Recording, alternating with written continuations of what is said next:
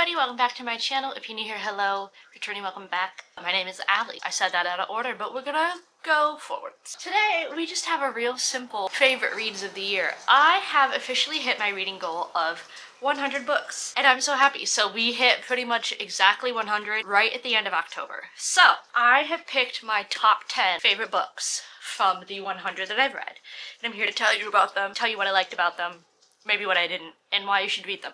Everything in here is probably 5-star. It's not. It's like really close, like a 4.5 thing. Or they're just ones that like I think about nonstop. Regardless, these are my top 10 favorite books of the 100 that I've read so far this year.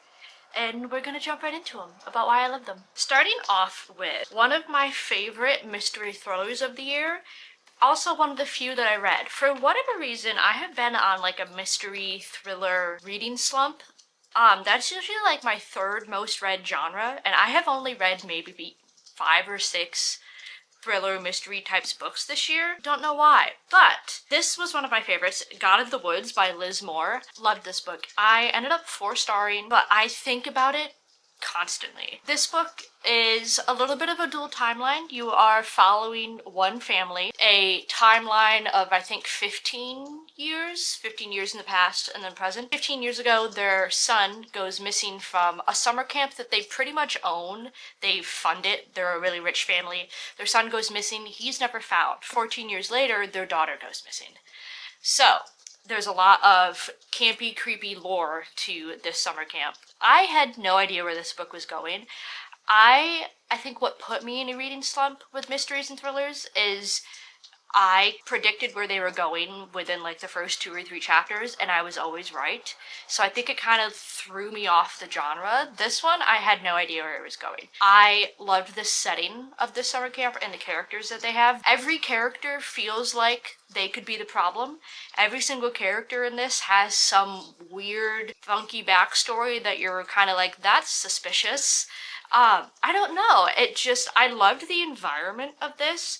The way it ended was kind of unsettling. The families in it, super creepy.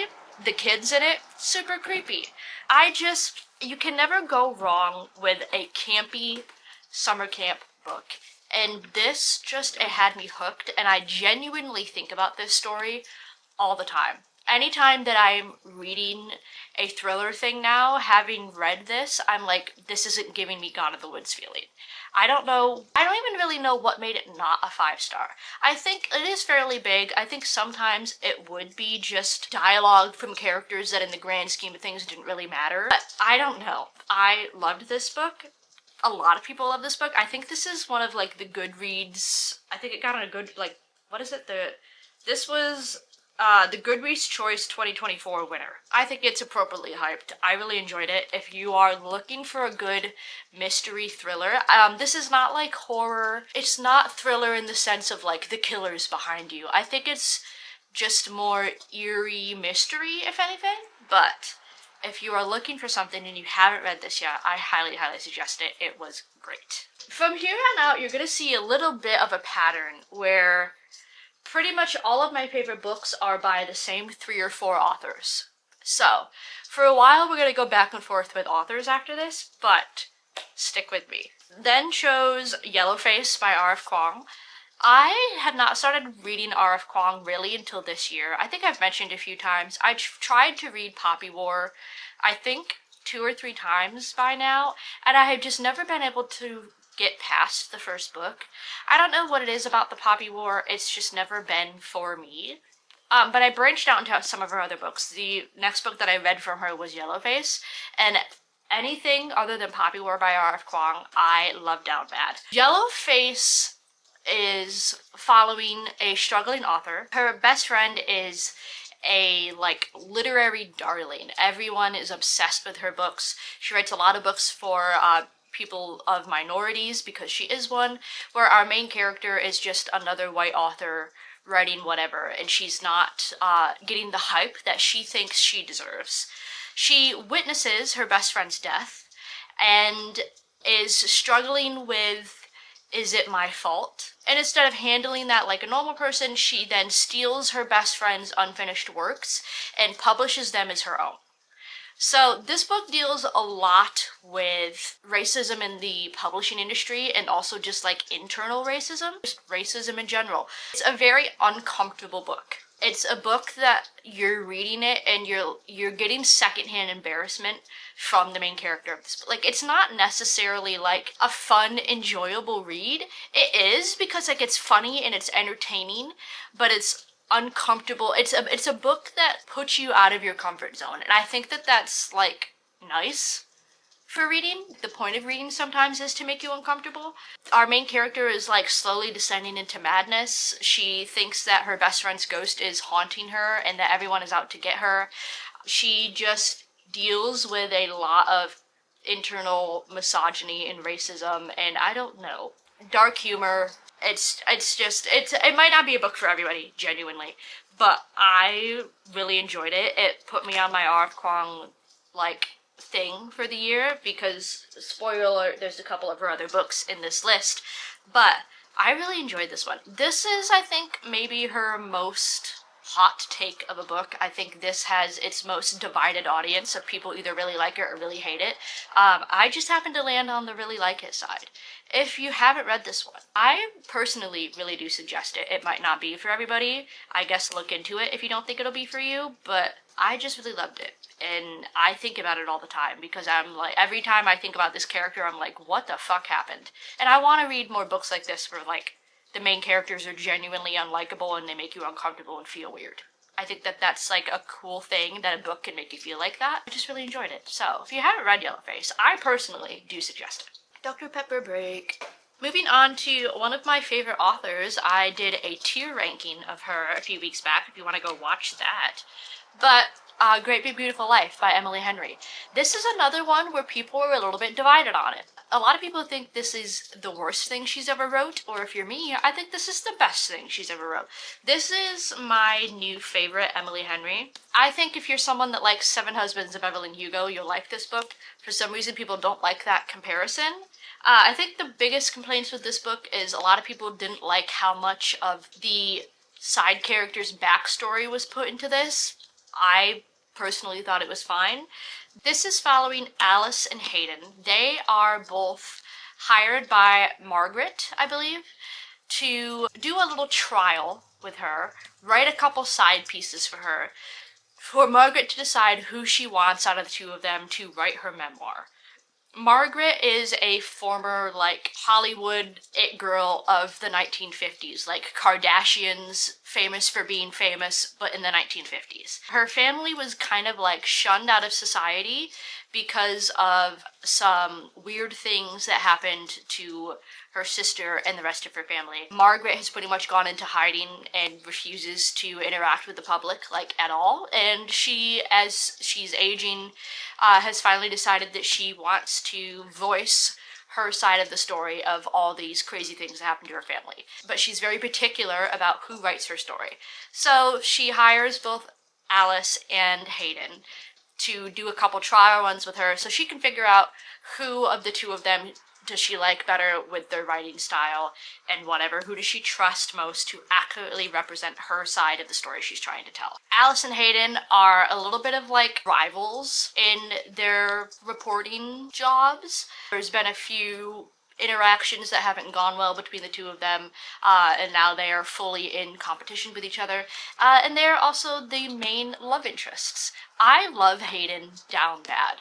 Hayden is one of my favorite characters. People that say this book isn't romantic don't know what romance is. Hayden is incredible. I love his character. I love the way that they interact. This book just made me so happy. It also has a lot of family issues that are being dealt with. Alice, our main character, has her own kind of strained family issues that she's working on through this whole book, and seeing the resolution to those were really beautiful. I almost enjoyed those more than the romance, and the romance was great. So yeah, I don't know. I really enjoyed this book. If you haven't read it yet, I think it's incredible. I think it deserves more hype. People that don't like it, obviously you're allowed to think whatever you want, but I don't think so, and I think you're wrong, and I don't get it. I love this book down bad. It's incredible. It made my year. This is one of my favorite books of the entire year, and I will stand on that. Then we have one of my most anticipated reads of the year that just turned out incredible. The Night and the Moth by Richard Gillig. I have two different copies of this. I have the exclusive sprayed edge version and I have the normal version. My normal version, I'll grab it quick. My normal version is all annotated and tagged up. Loved this book. I was a big One Dark Window fan, so I pre-ordered Night and the Moth pretty much as soon as I was able to. And it did not disappoint. I love this book. This is another one where people didn't think it was romantic enough. You don't know what romance is. If there's no just in-your-face smut, you think it's not romantic. And I think, personally, that's an issue. You should be able to know what romance is when it's not just in-your-face smut scenes. I don't get that. Personally, read some stuff that is romantic emotionally and not just sexually. This book is incredible. This follows Sybil. She's a diviner. This whole magic system of this book is divination magic, which is dream magic, dream interpretation. Sybil is a diviner. She lives in like this monastery thing and people can come to her. She will do a weird little ceremony and interpret your dreams, tell you like a fortune teller thing what in your future might possibly happen. She is hired by a king to do a divination thing for him to see what's going to happen with his crown and everything. May or may not have gone well. At the same time, all of her other diviners are mysteriously going missing in the middle of the night to the point where Sybil is the only one left. She's like, I need to find out what's happening to all of my friends. Why is everyone missing? She enlists the help of Roderick, who is a broody, emo-coded knight. And they have a little love thing going on. I love them. I am obsessed with this book. It is beautiful.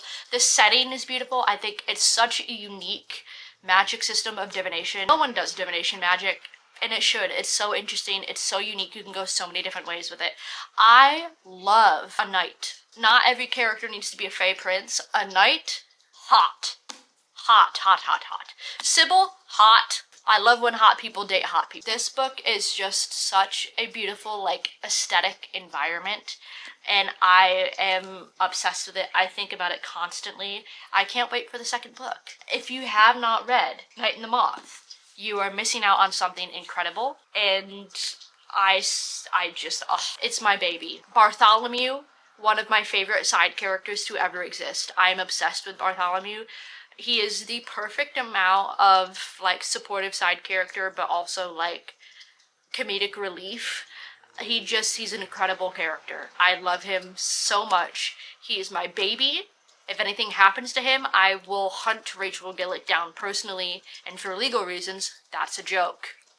Moving on to something that I went into a little bit blind. This was just kind of recommended to me by someone whose recommendations I listen to here and there. I had no idea what it was about, really. I did not think that I was going to like it, but genuinely, this is one of the most beautiful books I've ever read. I think about it all the time, and that is The Sword of Kaigan by Emma Wong. I don't know where to start on this book. This is another just beautiful environment and heartbreaking characters. Very, very small side plot of romance, not really in it at all. This book is heartbreakingly beautiful.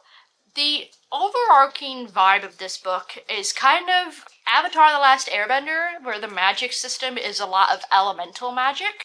This is taking place in the Kaiganese Empire. The Kaigan warriors are like history's best warriors. They have always protected their land around them. They're also kind of a part of the empire stuck in time. They have forever lived traditionally while the world around them grows. Like, everyone else around them has technology and cell phones, and they trudge through the snow to go hunt animals for food. They just have always respected tradition. They live in their homes very traditionally, where women stay home and cook. They do not fight, only the boys fight. Sons are the first to inherit everything. Women are married off to who is the best for the family, politically or socially, while the world around them grows naturally. The Kaiganese Empire is 10 toes stand down on the emperor. The emperor is the best thing ever. He would never lie to us, while the world around them maybe questions the emperor. You are following the Matsuda family. One of your main characters is pronounced Mamoru. He is a 14-year-old boy. He is the son of the leader of the Kaiganese people. He is top of his class. He is pretty much the, I'm going to be the next leader.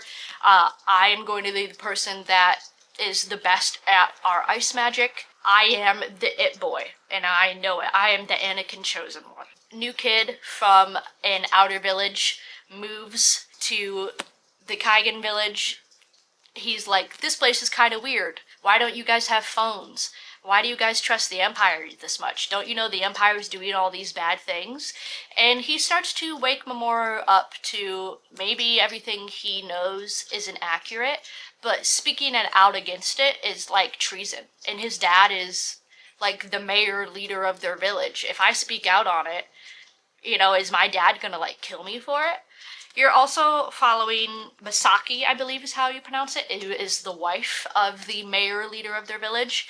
She and her husband have a very loveless marriage. She was forced to marry him. She wants to be a warrior, but is not allowed to in her current village. Her job is to have children and stay home, and she has a really hard internal battle with accepting that. They have a very loveless marriage. She blames him for a lot of the things that she doesn't like about her life. He is outwardly a very cold person and doesn't really seem to care about anyone's opinions other than what's best for the village. Eventually, war comes to their village, and they realize how unprepared they are, and that maybe Mamoru was right, and the Empire is not what it seems. This book is heartbreakingly beautiful. Friendships and family dynamics in these, while being like fantasy and fake, I feel like are also, they have such a real life feeling to them. These characters feel real. This book made me cry. Watching this family work through their problems and come out on the other side is devastatingly beautiful. What frustrates me about this book specifically, though, is the way it ends is very much written in a way where there should be a second book. It's not a ending that necessarily ties everything together with a nice bow. It maybe fixes one of the problems that persists through this book, but the other 2 or 3 have no resolution. So it's really written in a way where another book should be made, but the author has pretty much said, I have no interest in writing a second book. So if you read this, you just kind of have to accept that you're never going to know the answers to all of the other main plot points. So that's, what a little bit frustrating. It's definitely more of a higher fantasy. The world building is not super complicated, but it takes some time to explain it. It's not super politically heavy, but it takes a little bit to explain the politics in the Empire. I really think it's a lot more character driven and dealing with their internal issues. I adore this book. I don't even know what to say. This book is beautiful. I can't recommend it enough. If you like kind of a higher fantasy book, something that's not just silly haha fun times, I really suggest this. It's beautiful, it's stunning in every way, and I personally would pay Elmo Wong all of the money in my bank account to write a second book, which is not much, and so they'd probably say no. Please read it. It's stunning. I adore it. I'm going to move on so I don't talk about that for 20 hours. We then have a book that I think I've talked about ad nauseum, Project Hail Mary by Andy Weir. I adored this book. It was incredible. I kind of went into this a little bit blind. I didn't really know what to expect. I did not expect this book to be as genuinely funny as it is. I outwardly laughed at this book multiple times. This book follows Ryland, who is a high school math teacher. He at one point was a big guy in the science community, but he wrote kind of a hot take paper and got shunned out of the science community, and everybody was like, that's stupid and crazy, and why would you that's baseless and not factual, get out, you're dumb. So he kind of just becomes a high school math teacher who genuinely really loves his job. At the time that this is going on, there is a sickness that is spreading through space, It's like a algae fungus amoeba thing that is killing stars out in space, and it attaches itself to the sun, and it is slowly eating away at the sun, which is doing what? Killing planets and killing humans. It's destroying plants. At some point, the Earth will die. I think in this book it was projected the sun would be dead in about 50 years. At an exponential rate, the sun is dying, and we don't know how to stop it. We don't know what this sickness is, how we can treat it, if it's even treatable. Like, the human race and our entire solar system is going to die because the sun is dying at an exponential rate. Ryland is chosen with a group of, I think, 4 other people to be shot out on a Hail Mary mission, figure out if there's a way to save the sun. Can they get samples of what is attacking stars? Can they chemically figure out what it is? Can they figure out a way to vaccinate the sun? Is there a way to kill it?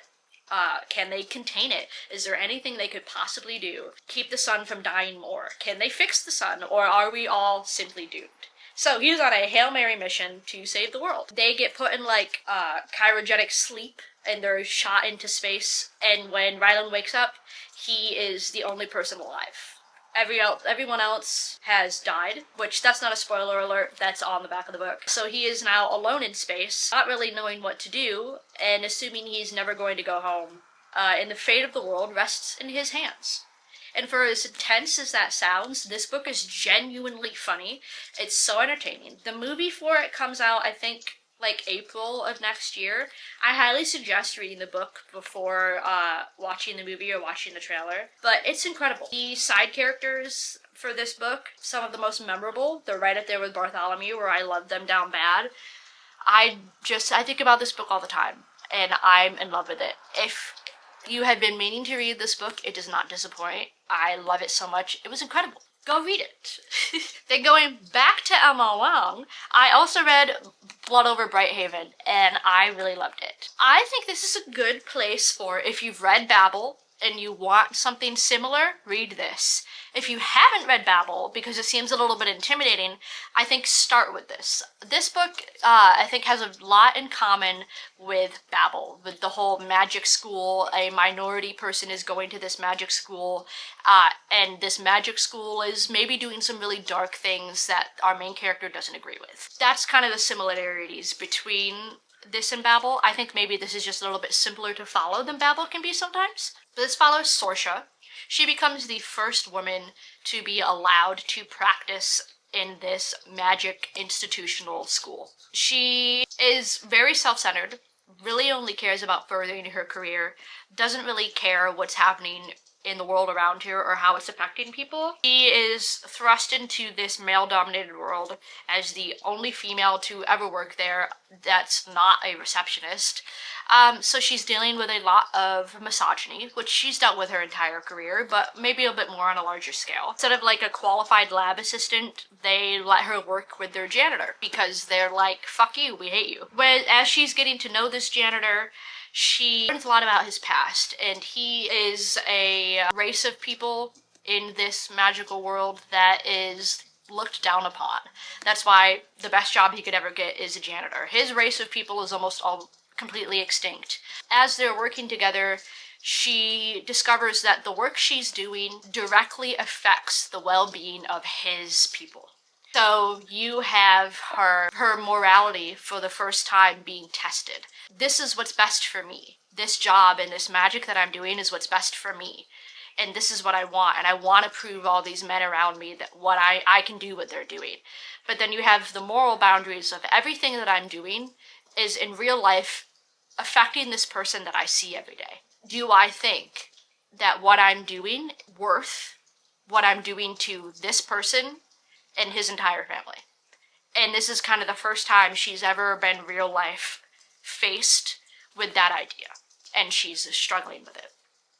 I thought this book was powerful. It's another one, kind of along with Yellowface, that's really dealing with racism and kind of makes you uncomfortable here and there. It makes you think. Definitely applicable to current political things that are happening in the world. I thought it was beautiful. The ending made me cry. It's stunning. I loved it so much, and I really think that this is a book that, given our political state, a lot of people should read. If you haven't picked this up yet and you enjoyed Babel, I really think you'd like this.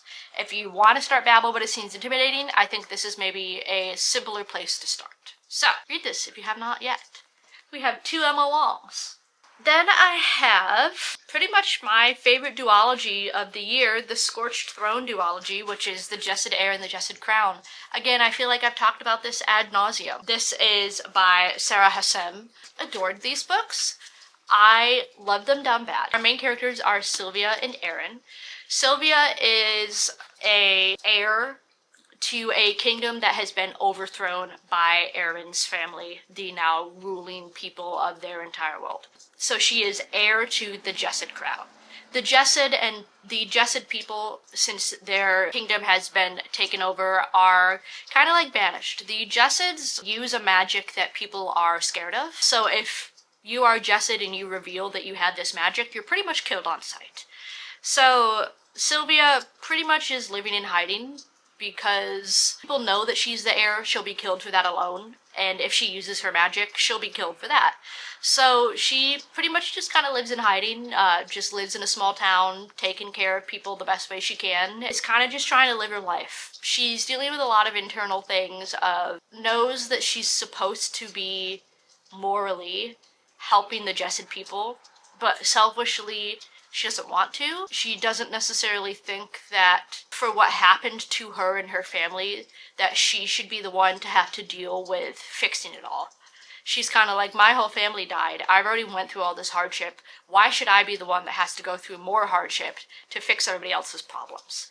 So she's dealing with that internal moral dilemma. She has this magic. She's not supposed to use it until the one time she does, and she uses it in front of the one person who least of all ever should know that she has magic, Aaron, who is the crown prince of the current reigning kingdom that very much wants her dead. Aaron chooses her to be a competitor in a bunch of trials. It is a trials book, but he chooses her to be his competitor for a bunch of trials, and they have a bit of a love story. With this being a kind of, unfortunately now stereotypical, I have powers in the trial book, I liked how untrial focused it was. I feel like there's so many books now that are, I'm the girl with magic and nobody knows it and I get put in the trial to be strong, but I'm not strong. Like, that's kind of most romantasy books. And that has this. There's maybe one chapter or two per trial. 90% of this book is genuinely this character dealing with her internal battles, interacting with Aaron. You kind of forget that the trials are even happening. They're such a small part of the book, which I think is really nice. I liked that this book could stand on its own and it didn't necessarily need the trials to push the plot along. And I loved the banter. These are very slow burn, which I love. I love a slow burn. So if you want a slow burn romantasy, I highly suggest these. They're pretty big, especially the second book. The second book is like almost double the size of the first one, but they're very good. This is a finished duology, so you're not going to be like Night and a Moth where you're waiting for another book.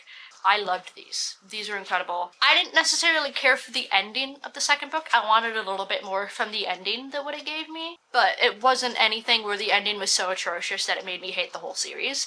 If I personally wrote it, maybe would have made the ending slightly different. They were incredible, and I highly suggest them. I talk about them constantly. I've talked about them close to every single video since I've read them. I'm not going to spend a lot of time on them because between this and Project Hail Mary, I talk about them too much, and I'm sure you're sick of it. Moving back to R.F. Kuang, I read Catabasis, and I loved this. I think this is genuinely my favorite R.F. Kuang to date. This is another one where people were a little bit divided, and they thought it was too hard to understand, which, call me mean, I don't really care. Are you stupid? I do not think this book is hard to understand at all. Genuinely, I do not think this book is hard to understand at all. This book is based on Dante's Inferno, which is the 7 layers of hell.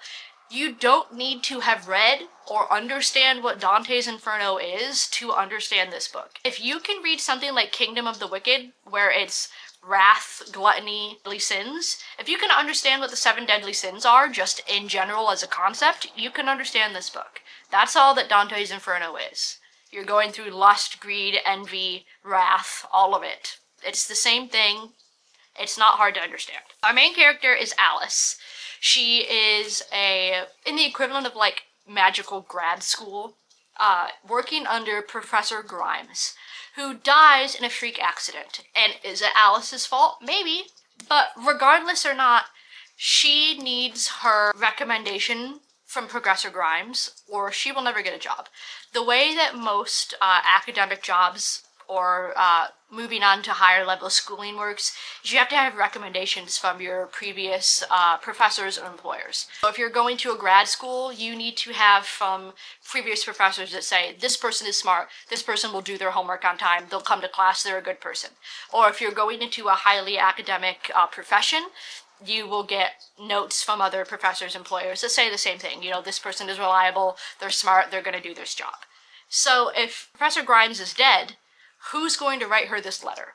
She will not be able to go farther in her education or get a job if he's not around to write her this letter. Who also needs a letter from him is Peter, who is kind of an academic rival to Alice. Both decide that they are going to go to hell and find Professor Grimes in the afterlife, wherever he may be, find him, hunt him down, force him to write their letters of recommendation.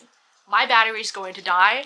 I need to change it quick. I will be right back. The only problem is they have no idea where in hell he's going to be. What level? Is he going to be right there at the front at Wrath? Is he going to be all the way back at Gluttony?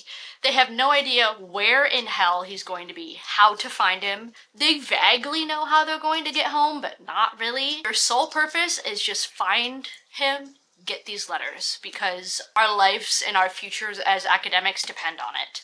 That is the overarching plot of this book. This is another one where I love the side characters down bad. This is also genuinely funny.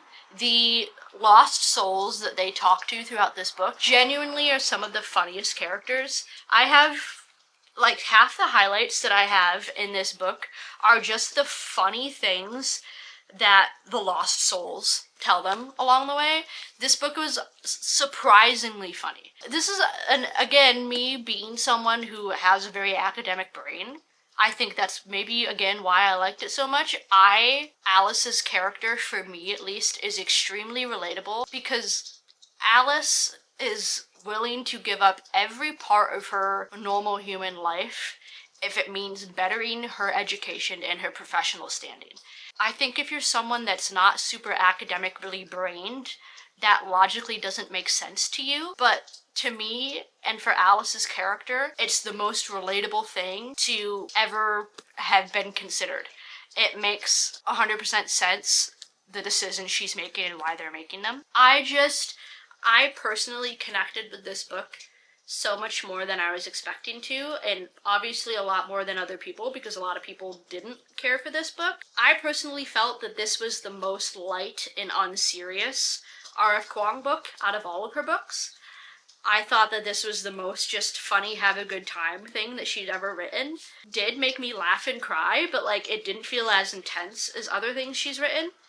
I want more of her books to be written in this style because I just loved it so much. I have coming in the mail, somebody sold me their Fairy Loot edition of Catabasis, and I have that coming in the mail, and I can't wait to have it because I adore this book so much. It's one of my favorite reads of the year, and I highly, highly suggest it.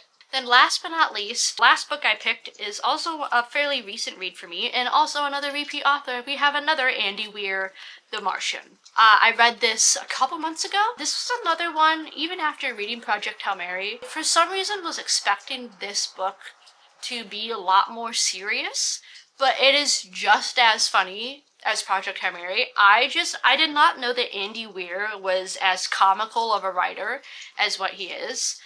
This is another space, fixing a problem in space thing. A little less the whole Earth is going to die though. Follows Mark. He is a botanist. He studies plants and nature. He is sent on a kind of routine mission to Mars. He is going to go and like take soil samples, study it. Is there ever a possibility that, you know, we could plant something on Mars or anything? He's just there to do Earth science of Mars.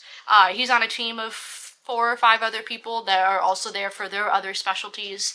Just kind of a routine study of Mars. I think at the time that this is going, it's like every 4 years a new group goes and they just further their research. It's strictly science. As everybody is kind of finishing up all their stuff and getting on their ship to return back to Earth, a big sandstorm sweeps across Mars. Mark is caught in this sandstorm and is ripped away from the ship, and they are then forced to leave without him. They legally can't stay on Mars any longer than what they did, and Mark is presumed dead because they can't find him anywhere. They assume that he's buried feet underground in this sandstorm, and there's no way he could survive it. So they are now on their trek back home. Mark is not dead. He is a little bit injured from this sandstorm, but he is alive, and he is now stranded alone on Mars with not very many resources. He has like an emergency supply of like 30 days worth of food, but no one is coming back to Mars for at least 4 years. He has no way to contact NASA and let them know he's alive. He can't contact the ship that just left and let them know he's alive. He is stranded alone on Mars. The only thing to keep him alive is himself. And you are going on his crazy adventure of will he survive Mars. Comparing the two, I did like Project Hail Mary a little bit better because I connected to the characters a little bit more. I liked Mark. I loved the characters of Project Hail Mary more. I liked the characters in this, loved them in that one. But I still really enjoy it. The movie for this came out in like 2015 or something. I never watched it, but this makes me want to. I love this book. If you want some sci-fi stuff, but you're not big into sci-fi, I think Andy Weir is a really great place to start because stuff is easy to understand, and it's got a lot of comic relief, and I think it's really fun and entertaining to read. These are my top 10. I'm counting the Jessed thing as one. These are my top 10 reads out of the 100 books that I have read so far this year. If you guys haven't read any of these are the ones that I would suggest the most. If you have read any of these, let me know your thoughts and feelings on them. I am so proud of myself for hitting my reading goal. I had a few reading slump months where I didn't think it was going to happen, and I'm so proud of myself for doing it. And I can't wait to come back at the end of the year and be able to add to this list, because we still have like a month and a half, and that's a month and a half to find some more favorite books, and I can't wait to see what I find. But yeah, thank you guys for hanging out with me. I love and appreciate you so much. Let me know where you're at with your reading goals. If it's not 100, completely fine. Whatever you can read in a year is great. There's some years where I'm lucky to read 50, so I'm proud of myself for reading 100. And you should be proud of yourself for reading 2, if that's all you can do. Yeah, be proud of yourself, because I'm proud of you. If you want to follow me anywhere, all my stuff is down below. Stay safe, have a happy holiday season, and I will see you guys next week or somewhere else on the internet. Bye.